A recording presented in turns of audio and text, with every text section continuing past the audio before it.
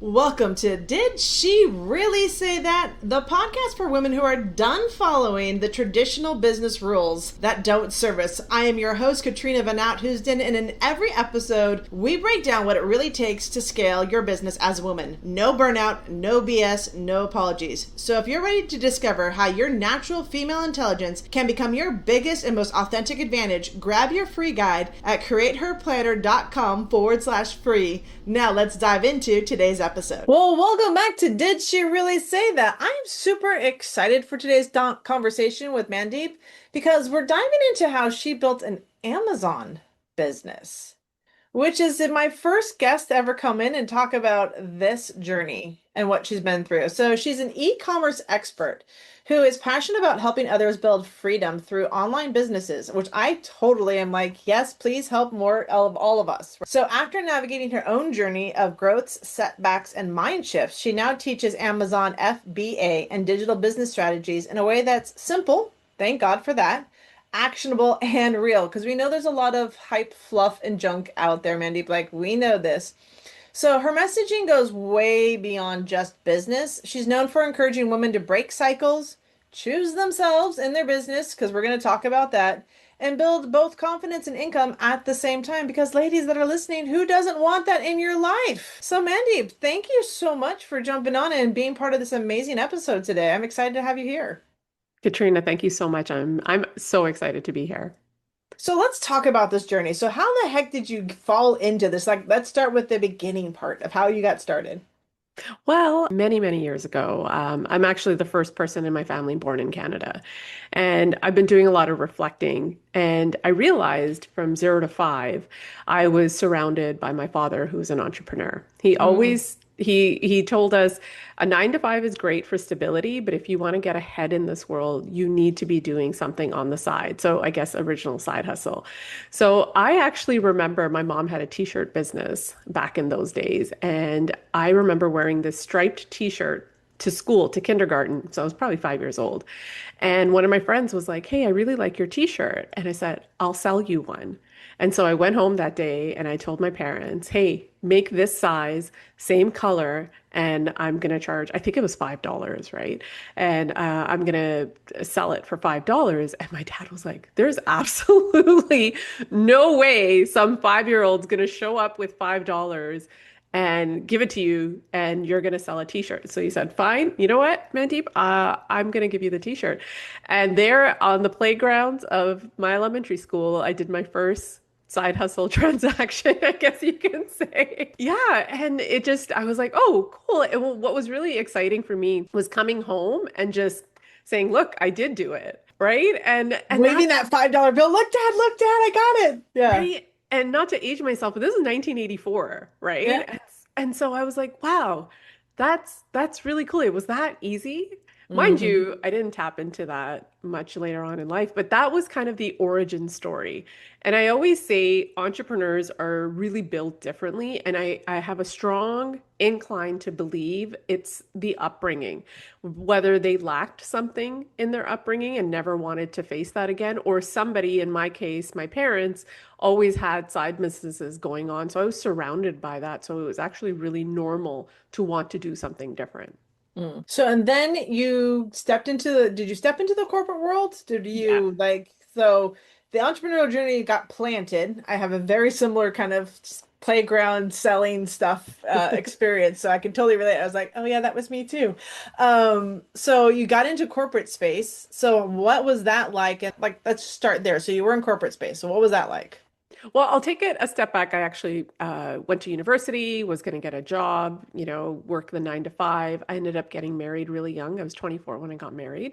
Ended up having 3 children, and by 30, I was a stay-at-home mom. Mm. And so, what was a struggle for me was I loved being at home because I loved being around my children, and my husband and I had very strong convictions on wanting that presence by a parent in our children's lives. However, I missed finances. I missed money. I missed having that ability to be able to make more decisions, Mm. because I was quote unquote bringing something and my skin was in. And don't get me wrong, like my husband was very supportive and all of that. But there's something different when it's you're bringing your money to the into the I marriage agree. or the relationship. You feel like you have more say and more control. And what I struggled with was, I wanted to be at home, but then I also 9 to 5 doesn't work when your kids go to school from 9 to 2 and play sports. Luckily, I did find a job within corporate America because it was an American company where it was completely remote, and this was before COVID. So it was kind of like a tech company, and it was great because I was able to balance being home with my kids and their hockey schedules, and then still be able to work and have some sort of finances coming in or financial money coming in where I was able to have going back to it, I'll say one thing. I lost my father unexpectedly at 17. And so I always had it in my head also that I should always have money coming Yeah. in. So if God forbid something happened to my husband, I will always be able to provide for my family. So, there's always these things that we feel are But I'm important. glad you bring that up because that is a mindset a lot of us women are going through. It's like if something should happen to my spouse or to me or whatever, like I want to make sure I have like financial autonomy. Like I want to be able to bring in my own income and not be like, oh my God, now what happens next? Because I think that's a huge fear for us women. Yeah. It's like if that goes, like what am I going to do? So I think getting back in your story of just saying, yes, I want to be a financial contribution into this, and but also it validates the worth because a lot of the times we do a lot of the invisible work as moms that stay home taking care of the kids. Like you're raising the next society of children of human beings, adults that are going to impact the world, and that is a huge responsibility that is often overlooked because it's just like, well, that's what we do. And that's such an impact into the world of the children we raise and how they're going to influence the job market, the society around them. So I kudos to you because that is a massive undertaking. So I have mad respect for that. Thank you. I will add, I did take an 8 year break from working, so I didn't go back to work until I think my youngest was 4 or 5. Yeah. So school age, right? Which I think is pretty common because, then you kind of have a little bit more time and freedom and flexibility. And so I felt it was really important for me to work outside the home for a multitude of reasons. And I really enjoyed my job. And I really did like it. However, I felt that I was restricted because I'm based in Vancouver, Canada, and the job was the headquarters were in Washington, D.C. So I was overlooked for a lot of, I feel, promotions, even though I was a Mm. top performer, because of the logistics of where it is. And I kind of just sat on YouTube one day and say, how to make money on the side, like side hustles, right? I think like 2019 is when everybody you started coining the term side hustle. You got to have a side hustle. Yep. And I listened to a podcast of a gentleman who was selling used books on Amazon. Now, keep in mind, I don't have an e-commerce background. And once I sold that t-shirt, even though I was surrounded by entrepreneurship, I never thought of it as a viable option for me. Just because I think, you give up your 9 to 5 to work 24/7 when you're an entrepreneur, right? Like That's the many, truth. Yes. right? So many weekends I spent like at my dad's factory, all that sort of stuff. So I was like, oh, I don't know if I want to do that. So I end up listening to this podcast about selling books online, and I had no idea. I thought when you bought something on Amazon, you were buying from Jeff Bezos. I did not Mm. know it was third-party sellers. I understood eBay a little bit because I had bought some stuff off eBay, like kids' toys and stuff like that, like these motorbikes, all that sort of stuff. So I didn't get that. And then I remembered that podcast. And then once I was turned for a promotion, I went on YouTube and I went down the rabbit hole. And obviously on YouTube, everybody makes selling online very easy. Looks super simple. Yes. Right? Freedom. I got suckered into it. And this is so embarrassing for me to admit, but because I feel like I'm a pretty smart woman and I've made really good calculated financial decisions. But my first two products that I launched on Amazon, like I don't know what I was thinking. I was like, oh, this is so easy. I'm just gonna throw it on Amazon. I'm gonna make $1 million. Like Yeah, I mean, but that's the mindset you go in with. Like, why not? I had that with my first business. I was like, man, I'm gonna do this. I'm gonna make $1 million right off the bat. Like, this is everyone makes it look easy. I can do this in 90 days, right? Like, here's the strategy. Here's how you do it, and everybody's gonna say yes. There's a Yeah. lot more behind that conversation than nobody really wants to admit. Yeah, yeah, there definitely is. And so I ended up launching two failed products. I didn't time the products correctly. The Mm, products were not Q4 products, but that's when the products arrived from China. So I was losing hundreds of dollars every month in storage fees. And then I'm also working full time and, I'm also still like managing three hockey schedules. So there was a lot going on. And it was very stressful. Like I think those were probably top three darkest moments of my life. Like I felt like a failure. I felt like I let myself down. Feel like I left my family down, even though I hadn't really communicated everything I was doing. I felt like I let my husband down mm, because, when I say I'm going to do something, I usually do it. Like I don't make right. promises that I can't keep. So I just lost a lot of confidence in myself. And it was very humbling, actually. And it's very isolating. Like everybody talks about their wins when they're an entrepreneur, but nobody talks about like those dark times. And you're isolated because you're alone. Yep. That's the crappy It's part. you and a computer. Like there is literally no one out there. Like you can go and watch YouTube, but there's nobody sitting next to you over your shoulder going, "Hey, maybe we should talk about this." And I know like for me, there's a lot of times I feel like nobody understood. Like my family doesn't understand. My friends all were still in the kitchen and corporate environment. Like who's going to understand this thought process that I have that makes sense to me, but might sound crazy to the rest of the world out there. Yeah. Yeah, it was very humbling and I think everybody goes through it, but then, you read the books and the definition of insanity is doing the same thing over and over again and expecting a different result. So I Yes. remember reading that in one of the entrepreneurial books that I read. But the humbling time was when I had the conversation with my husband and said, I can't do this. Like I'm in over my head. Like I don't understand the advertising part of it. These products, I didn't time them correctly. They're sitting there accumulating storage fees every month and like crap, I screwed up. And so, I think this is a testament of who he is. He didn't say, "Oh, don't worry about it, Mandeep," because that was everybody else, right? He said to me, "Mandeep, you got yourself in this mess. You'll find a way out." Mm, And that was actually reassuring because that was his way of saying, I know you got this. You yeah. just got to redo the things you're doing.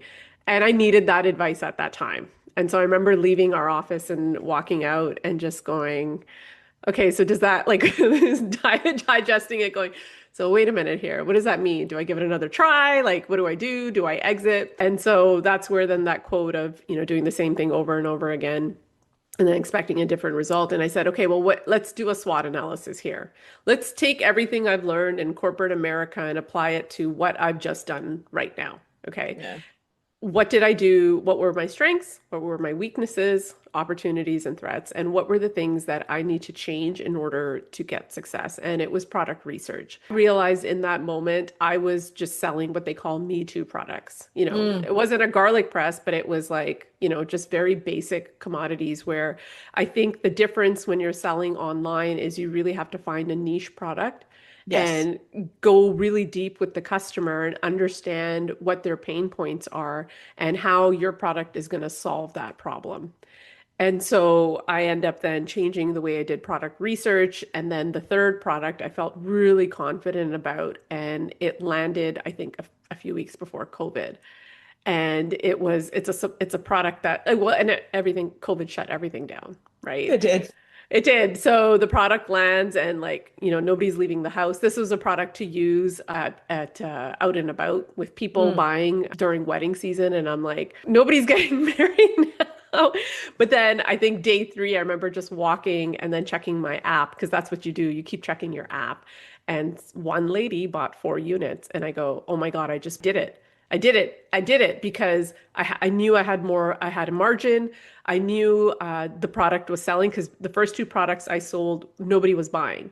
So Right. the fact I was able to sell, and I also learned more about advertising on Amazon because in 2019, there people what they were doing was you would do giveaways to get to the first page. So you gave away the product, and then I looked at Amazon's kind of financial report, and I realized how much money they're making on advertising. And I thought to myself, well, if I was the CEO of Amazon, I would be promoting advertising and banning all of these giveaways because I, as the owner of the platform, I'm not benefiting. So I Right. thought, okay, for my user end, I'm going to learn more about the advertising. And that's what I did. I learned the basics, like the hardcore basics. And there's so much fluff out there. Or you just do this and this is the strategy that works. I'm like, no, you have to understand the way people see your product. You have to understand that you all have to have a good product for it to be purchased. Like you can have the best advertising, but if your product is one of 100, like it gets lost. So Yeah, it does. it starts with product research and then advertising. And then I think within the third week, I was sold out and I was air shipping the products. Because remember, during COVID, this is like April, May now, the shipping was higher and I just couldn't keep the product in stock. So I was just air shipping it in. It was a nutty time, but I was so happy. I'm like, I did it. Like, even if I only made, $50 after my first run, I proved that I could do it. And so I go, okay, now I need to focus on scaling this. I've proven Mm. my system. I've created the system. I've proven my system is just a Google Doc, with Yep. every line, hey, does it meet this criteria? Does it meet this criteria? Does it meet this criteria? And what I found the secret for my success was finding like common products, but niching them down to a certain demographic or a certain person, customer avatar, who's looking for that product. And then, yeah, I remember when did I quit my job? 2022. I quit Mm. my job then. But even then, I was like, oh, I'm going to launch another product. And then my son's like, Mom, you said you were going to quit like 3 months ago. So then I kind of went, okay, you know what? I'm going to go all in. And yeah, here I am in 2026, which is absolutely crazy. I can't believe it. And so what was like so what was if you're totally okay with it, you can say Katrina, no, I'd rather not answer this, but what was that first like financial revenue for that third product? So like what was your break even or your walk away? Do you remember? Yeah, I think I was making $7 a unit Okay. profit if I was launched on the first page. I don't recall, like, I think by the first, because then I was air shipping, and even with air shipping and increasing the price, I was still able to make $5 a unit with air shipping. So, I mean, I think maybe about 1500 US, Okay. uh, profit Yep. So a air month. shipping, for the audience that doesn't know what this is, and they're asking like, Mandy, what's air shipping? I don't understand that. So what's it from storing it and just having it shipped out? Because I know you can do that with Amazon. You can send it to their warehouse, they get it, and they ship it for you. What is air shipping for them? So air shipping is actually, sorry, I'll clarify. Air shipping is coming in from my supplier in China to get to the Amazon warehouses. So what happens, FBA, which is the model I practice, it's called Fulfilled by Amazon. And so 50% of products sold on Amazon are sold by third-party sellers like me. And so what we do is we invest in the inventory, usually from, other countries, mostly China. And then when I talk about air shipping, it's getting the product shipped via air into the Amazon warehouses. So Amazon has a distribution network. You send a few boxes to a few of their warehouses and then they distribute it amongst all of their fulfillment centers. So when I was air shipping, it's because sea shipping was taking too long. There's slow sea, there's fast Freight sea, which is shipping was taking too long. yeah, shipping was taking because I couldn't keep the product in stock fast enough. Mm. So then I was air shipping, which is costing me, 3x what boat shipping was. But I knew that once I start boat shipping the product in from China, I'd be okay, and then my profits would obviously go higher. But yeah, I think like 1500 US was like my first month, and I was like, wow, that's like $2,000 Canadian, right? Like I was like, Yeah. oh, this is good. But it was more not even the revenue, it was proving that the system worked, that I Yeah. developed worked. So that was pretty exciting. So, and I love that because I think so many times we get stuck in like how many different ways can you start a business? And I love the fact that you went the Amazon way. So you started building this in 2019. You took taking off into 2020. You retired from your corporate remote job in 2022.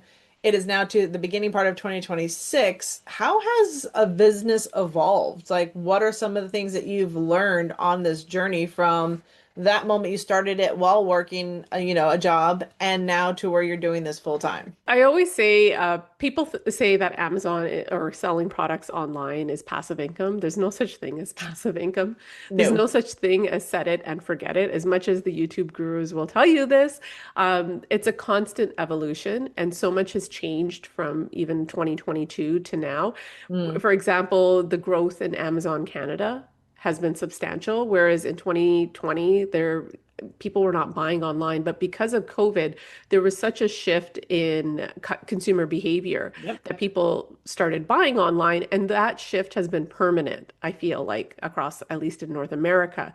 A Yeah. lot of retail locations are closing here, brick and mortar stores, because people haven't gone back to the stores. They're continuing to buy online. So that accelerated growth markets, or the market in Canada, which was great for me because I feel like a majority of sellers in the US don't want to sell in Canada Mm, because of like, it's still a smaller marketplace, but like by the time you add in, if you use a 3PL, for example, to drip your inventory in. So for example, if you're sending 500 units to Canada, and only 100 are going to sell because you want to churn your inventory every 90 days, you're going to put the additional units, at a 3PL, and that costs money, right? And so it's not worthwhile for American sellers. But if you have a home base here in Canada, you have a garage or you have access to storage, you can use that to leverage being Canadian. And so that's what I did. I sold all the products that I was selling in the US and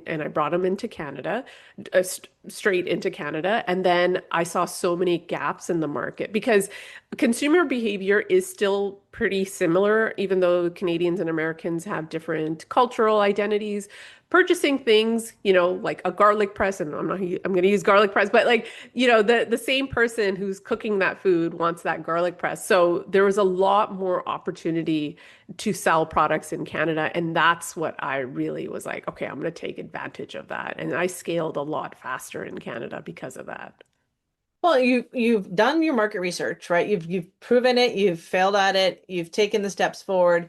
You were in a position and a place to understand market. That's the one thing I think oftentimes we forget is that you've got to kind of have your finger on the pulse also of the platforms that you're on. And I love the fact that you said, Amazon has its own nuances. Everyone thinks that the way they sell on Amazon is the same way they can sell on YouTube, is the same way they can sell on Instagram. Yeah. And Mandeep's like, no, because everyone is a different nuance, a different strategy, a different way of engaging with that audience. So you really have to understand that one platform, which is why I love the fact that you kind of you did go all in with Amazon. You're like, nope, this is my marketing. This is where I'm going to advertise. This is where I'm going to learn about my consumers. This is where I'm going to like research products and figure out how to get it into these warehouses, where I'm going to hold inventory, and then move forward from there. So that is amazing. Yeah, I think it's because sometimes entrepreneurs also, I feel like it's not how wide you go, but how deep you go. So I was able to scale much faster on Amazon because I knew that the customers who were searching on Amazon are there to buy, right? Yeah. Like, I apologize if anybody who's listening has done Facebook ads or, No, don't Instagram ads. apologize. Yeah. Trust me. Do not apologize for this. There is no reason for that. But like as a consumer myself, I've never really bought anything off Instagram because when I'm scrolling on Instagram, my intention is much different. Whereas keep people who are on Amazon have a high intent to buy, right? Their credit Hmm. card's locked and loaded. They know they're going to get the product usually within the next day or two. If there's an Yeah. issue, they can always return it. So that's high customer trust. And so and it's always conflicting information. People are like, "Oh, well, you should start on Shopify." My bandwidth is only this much, Yeah. right? So I'm okay with taking away and not scaling as wide and building a team because I was like, you know what? I'm really happy where I'm at, right? I want work-life balance. I'm not going to give up. a corporate job and then go all in on my entrepreneurial life and then have my children suffer, right? I don't want that. So I want to do this balance. And so I found that it was really interesting when I met a couple at a show and it was one of those dudes who's like, yeah, you should do this and you should do like there's a way to convey, right? And I had never asked for his advice, but we were at a round table. And he's like, oh, you should do this, you should do this. And I looked over at his wife and I go, so how do you feel about that? She goes, I'm exhausted. I'm Hmm. exhausted. Like, this is exhausting. And so I was like, yeah, obviously everybody wants to make all of this money online, but it's never enough. How many times, Never, right? And never. it's never enough. And I also find that people I would watch on YouTube who hit that success or had that Lamborghini, they eventually post a video about how empty they felt inside. Hmm. That's Yeah, like, there's all this, the time. They're like, "Hey, I've got this success. I thought this is what I wanted, and then I'm like, and I feel like I've not been successful, didn't fulfill or fill the emptiness that's inside of me, and now I'm questioning everything about my life and what I've done this point, and the impact I've had in just sharing all this. Like, yeah, it's not fulfilling when you're just rushing forward. yeah, yeah. And you think buying, and don't get me wrong, material goods, whatever, it's your choice. But I saw that like a lot, right? From people I learned Amazon from, where they were going through that, and I just thought, well, let's define, there's a financial advisor, Rohit Sethi, I believe his name is. And Hmm. he said, when he sits with people, he asks them, what does your rich look like? What does your rich look like, right? Does it look like a Lamborghini? It does not, that does not look like a Lamborghini for me. I have a very basic car and I actually love it. And I'm okay with it. I have no desire to change it. Mm. So what's your rich look like is I go to bed every night knowing that I'm not waking up to a stressful email in the morning by my boss. I can choose to go to a Pilates class at 12 o'clock, right? Um, my kid has, wants to go grad dress shopping. I can do it on the day they want to. So I can go biking. The weather's getting better here in Vancouver. I can go biking on a Friday. It's having that flexibility to me is what rich looks like. So that is where I'm now at the point where I still help brands. I help a lot of people who are now going from solopreneur to entrepreneur, helping them build their teams because I did work in HR for a few years also. But I always say, it's not how wide you go, it's how deep you go. And always just remember that you don't want to make so much money where you then sacrifice the real things that matter. Mm. So half the time I work with brands and brand owners, the CEO, I feel like I'm just their therapist. I'm like their business therapist. I'm like, how does that make you feel? They're like, I've been working so hard. My wife's been really upset, but she doesn't get it. I'm like, okay, well, how does that make you feel? It goes down to their childhood. They want to prove, like, okay, so what's the number that's going to make you feel that you're successful? And they're like, oh, Mm. Mandeep, this is why I keep you on I was going to because ask those questions. It's so important to ask them. yeah, it is. It is. So I haven't now. There's been a big push. I think 2 years ago, I was pushing into getting into Asia and Europe, and I stopped myself because I was like, I just didn't want to do it. I'm really happy with my sales in North America. I'm really happy with, I'm going to touch wood, with working with brands and helping them scale their businesses. And I'm okay with saying I don't do TikTok shop. That's fine. That's okay. Yay. I Right? don't either. I've actually banned TikTok from my phone. Like I was like, I don't feel like I need to chase another shiny object with all of the different avenues out there in which you can play on. Why do we keep trying to be on everything? Like everything works. I've been in this business in the digital marketing space since 2006. I can tell you right now, every platform works. 2020 put everybody on the freaking internet. If you don't have a million people and you only need 1% of that to sustain your business, I don't understand the go wide. And I think also what I heard in my mind when you're talking about going to Asia, I'm like, time zone differences. Like, talk about them. Like, if there's any customer support, you're on like a totally 6 to 12 hour different time clock piece. Like, Yeah.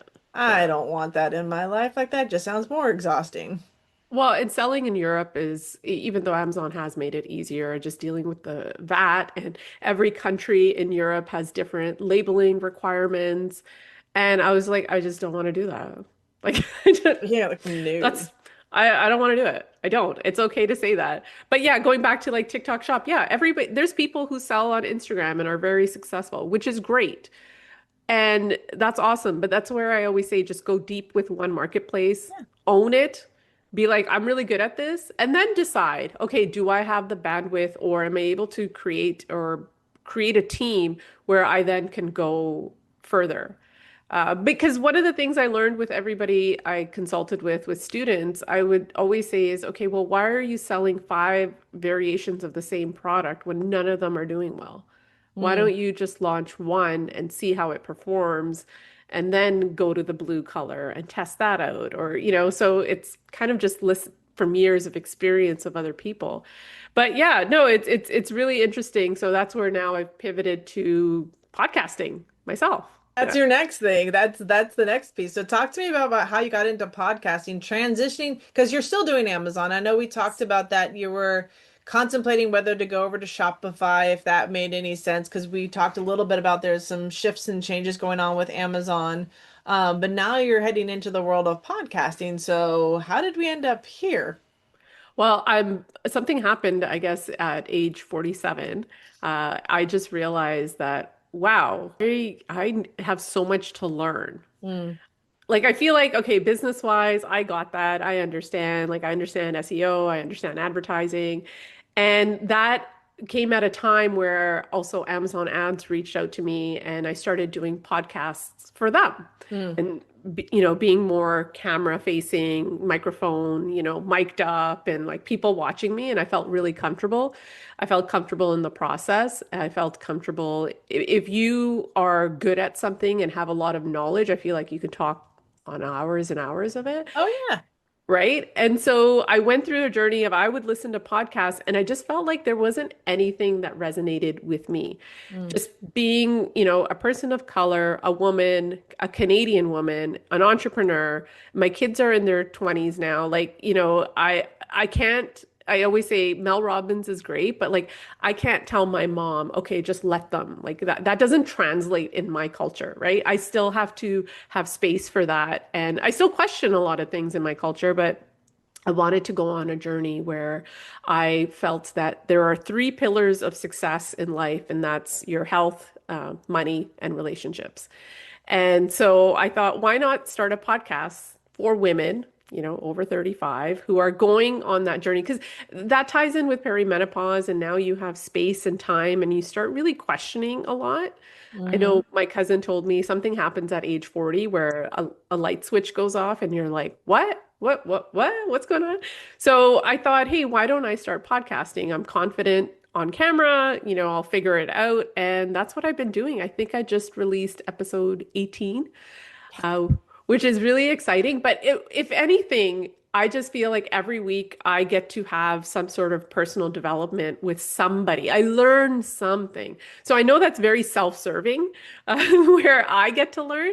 But then I know there's probably somebody out there who listens and will learn one thing. And I think that's where I'm at with the Maslow's hierarchy of needs and self-actualization and giving the people that ability to give them that knowledge that they can help their lives. I think that's impact, right? No Lamborghini is going to give me the love I get or the fulfillment I get when I get a DM or an email saying, I really appreciated this episode. I've been struggling with this and it's really helped me. Like that's amazing. That's what life is all about. Yeah, I think that's one thing I really respected when we first did our meet and greet was like, I'm here to shift and change the world of business for women, just like I am. Like, we are in the same, you're on, did she really say that? Because this is where I'm talking to women that are in business that are saying, I'm tired. It's exhausting how we're being taught how to run a business. And Mandeep even said it. She's like, I didn't want to sacrifice my time with my kids. I wanted a business that built around my lifestyle. Everything out there screams the exact opposite of that. I actually had a thought. I was like, so did all your YouTubers that you were listening to, were they all men? Because my thought process is possibly mostly men. And if not, it is a woman speaking exactly like a man because she's following the man's process of how business gets built. I Gotta leave think it at that. majority who taught Amazon FBA online were men, white men. in Yeah. particular. Yeah. Yeah, Yeah. and so there's no diversity for women. There's no room for us to look at how many, like you mentioned, is that you've got a husband, you've got your three boys. There's so much going on.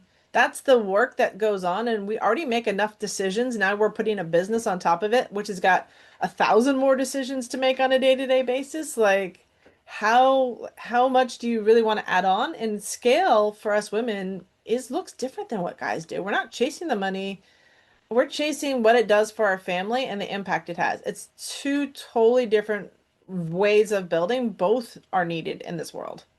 And I think the advice of like, just wake up early. Well, if you haven't slept all night because your baby is teething, no offense, but I don't think a man will ever understand that. So we play by a different rule book. And I've learned a lot about like feminine energy and masculine energy. And I will say the world is built for men Yeah, to thrive in, yeah.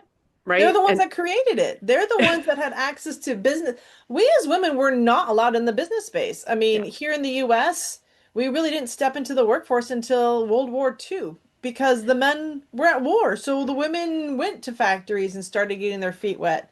The men came back and the women were back at home and they're like, I lost my job because but I'm good at it. Mhm. And so there's this sense of we are in an architect that isn't of our own making. The structure works. Like, you know your business, you need to know your audience. You have a product, you have to do research, you have to go deep into it, find one channel. Like that, but how we operate as a woman inside of that, that's different. Our decision-making process is different. Our attention shifts all the time, day to day, week to week, cycle to cycle, season to season. But men aren't geared that. They're a 24-hour perpetual motion. They sleep at night and they reset the next day. Women's 28 days and we have a whole different thinking pattern behind it. And I'm tired of fighting that too. I feel like I th there was a something going viral online, and I can't remember her name, but she's like the head of Skims, and she's like, I only spend 3 hours a week with my kids, and that's great. That's awesome for you. And well, the conversation is, well, men never have to think like that. Yeah, but men are different. Mm, We also have hormones. We also have more nurturing instincts. So I'm okay with leaning into that yeah. because that's where I feel comfortable. I'm okay with that. That takes a lot of confidence. And that's the point I feel of feminism is to have the choice and ability to do what you want to do, how you want to do it. It's okay. It's okay if you want to be a stay-at-home mom. That's great. Good for you. It's okay to say, I'm also going to be a stay-at-home mom, but I'm also going to run a business part-time because I want to bring money in. That is the choice of feminism. And what I always struggle with is like, in parts in the US right now, women don't have control over their bodies. Safety and security is always paramount when I go out and I have to know that, okay, is somebody going to put something in somebody's drink? Or, those are things women think about that men will never think about. Never think about. And am I mad at the world? Yeah, I am, because that's unfair. But I'm also aware that, okay, this is just now something I have to be aware of. But Yeah, also just, yeah.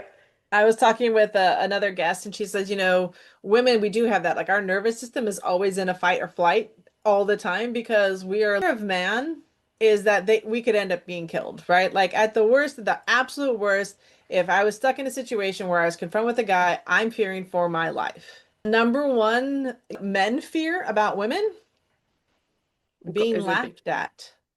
oh, really? Their fear of being laughed at, humiliation, being humiliated is their greatest fear, Hmm. right? And this is done in the research. So, greatest fear, men being laughed at, humiliated. Women's greatest fear, I'm going to die. Two I'm gonna be totally different, attacked and killed. right? Two totally different looks at life, right? They're not afraid that I'm necessarily going to come at him and kill him. I'm afraid that's going to happen to me. But that's also a lot of what we see out there in the world.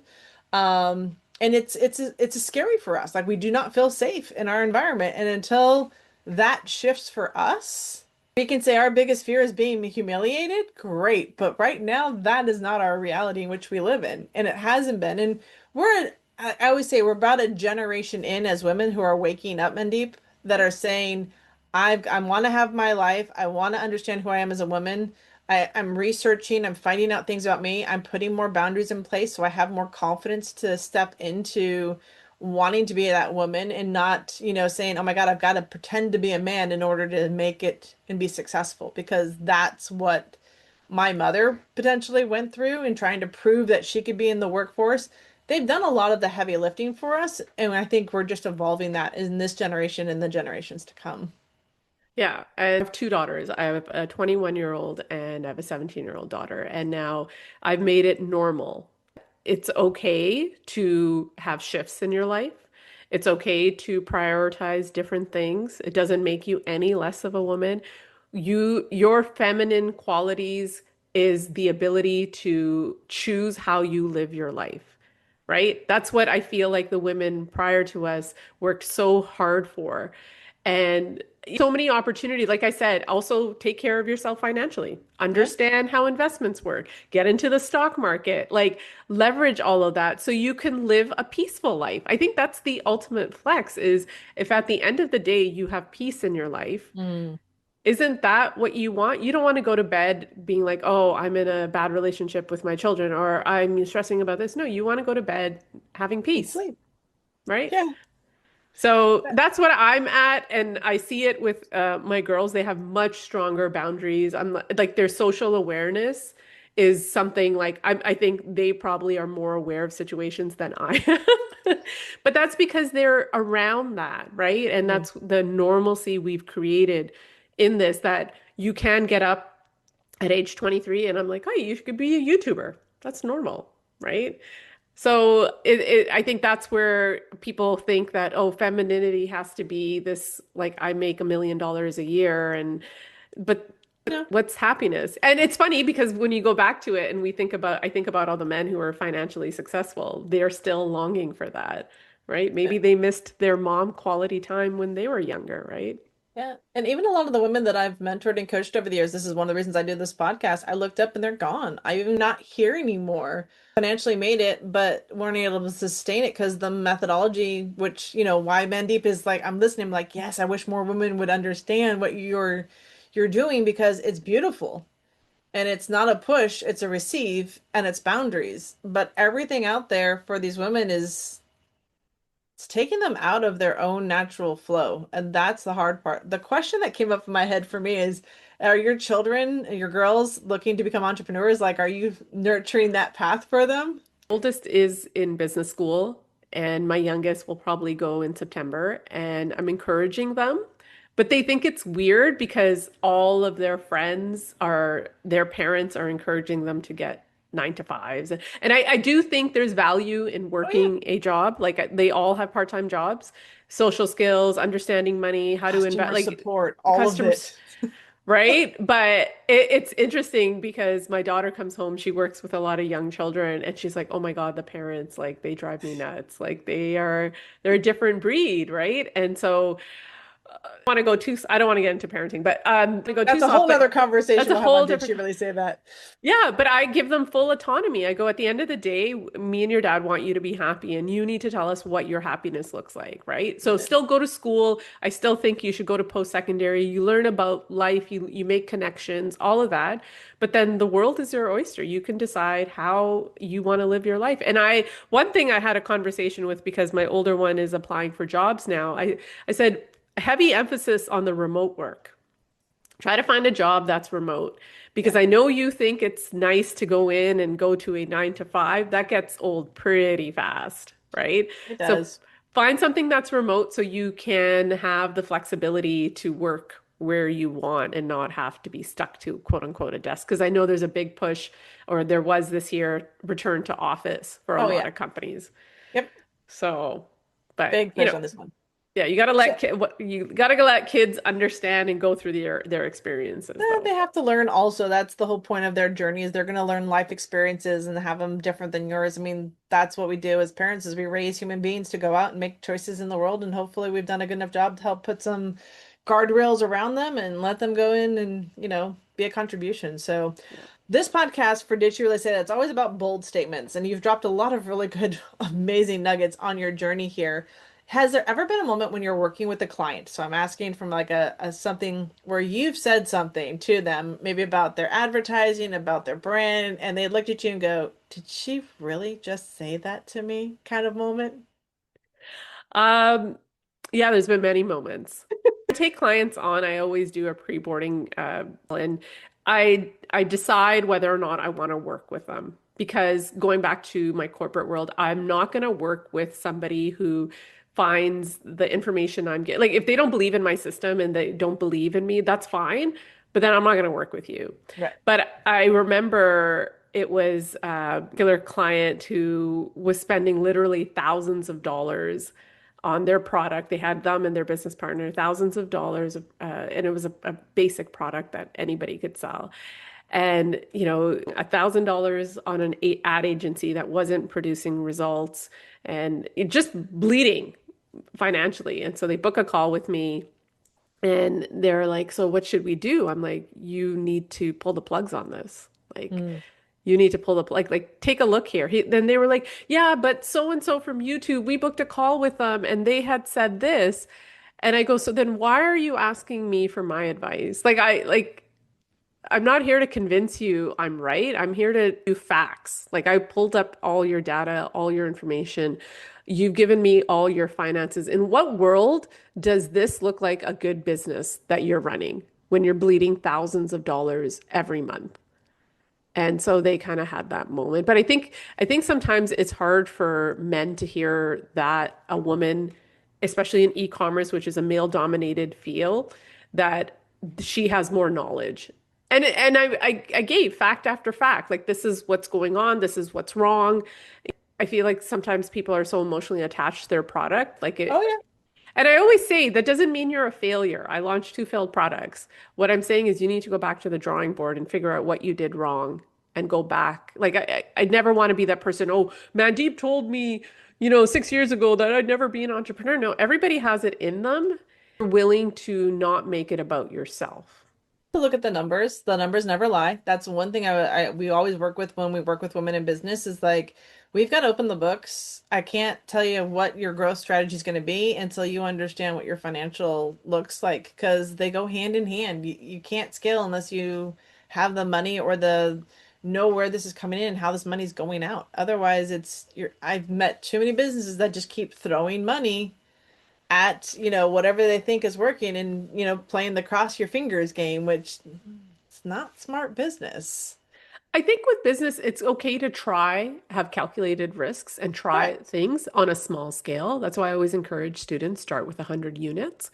And at the end of the day, when I work with students and they're launching a new product to market, I always say is if you lose this money, are you still going to be able to pay your rent and your mortgage? Right? And if they say no, I'm like, not a good idea. But if they're like, yeah, if I lose this money, the $2,000, whatever it is, I'll still be able to survive, but I'll be okay with it. And mind you, I've obviously, looked at the product, but I always look at the worst case scenario. And in life, if you can handle the worst case scenario and stomach it, then you'll be okay. And that's why I never will jump out of a plane. I'm Yeah, not without gonna- the parachute or build the airplane in the air. I think we were talking about that. It's like, why are you building an airplane in the air? That just seems like a really silly idea, but you guys are using this analogy to build a business. You don't expect it to fall out of the sky? Like, Yeah. there's a bolt missing here, critical one. And it's, this whole thing is like a paper plane ready to fall apart. So, Mandeep, thank you so much for your time with me today. This has been a great conversation. I know that we were talking about how they can connect with you, and you have a podcast. So let's talk a little bit about that and how they can connect with you and listen to you over there. Definitely. So I am on TikTok and Instagram at Her Energy Unlocked podcast. It's even though it is for women, men are welcome to listen to, especially if they want to take a deeper dive in understanding the male-female relationship and the challenges that women face when it comes to things like our health, economics, and relationships. And then also you can follow me on my business journey at Mandeep Core E-commerce. I'm on Instagram and TikTok there too. Talk a little bit about business, growing your business on Amazon. And who knows, maybe one day I will start on Shopify. You never know. I'm always open to new things, right? And I think as your life continues to evolve, as you look at what's possible, there's always an open door to take in those paths. And I just like the fact that you're kind of pacing yourself on this journey. It's more of the marathon, less of the sprint. And so that I think is the beautiful thing that you've shared with our audience and all the women that are listening today is like, you don't have to go and try to go as wide as you can. Just find the one thing, do the research, Make sure you're spending time to taking care of yourself, your family, what's most important to you, and then structure the business around that. You'll have Yeah. way more joy in your life in the process. Yeah, defining Ramit Sethi is his name. What does your rich look like? And if that rich is $500 a month extra to you and your family, then you are a success. That's what your rich is. Don't feel that you have to have a quote unquote 7 or 8 figure business to be successful. It's whatever you feel good about yourself, about, hey, I accomplish this every month. There's people on Facebook Marketplace renting stuff out. I had a party for my husband. I rented these tables and I thought, what a great side hustle. Made $150 again. Awesome. And I feel good about people who are doing those things because they're happy with it. That's awesome. Yeah. So before we wrap up, would you say that you do a lot of work with small businesses or other entrepreneurs? Do you really like supporting the business and less of the big corporate world sometimes? Yeah, I think the larger brands that have wanted to work with me, I think there's just been too many layers and red Mm, tape.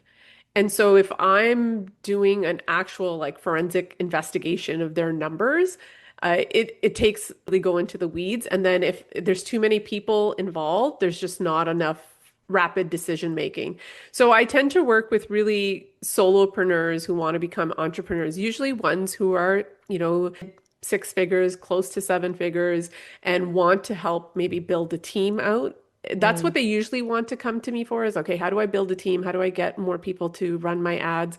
Well, it's understanding ads yourself too. Successful entrepreneurs also know and are able to see where they're bleeding money, for example.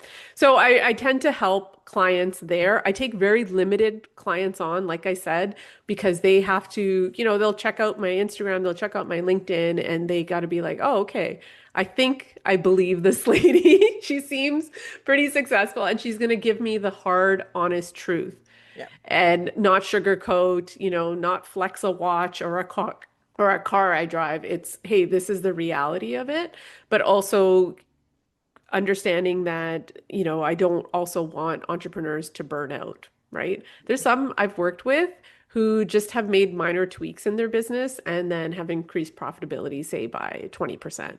And they're okay with that. It's also having that permission from another entrepreneur saying, hey, you're doing great. Like, Yes.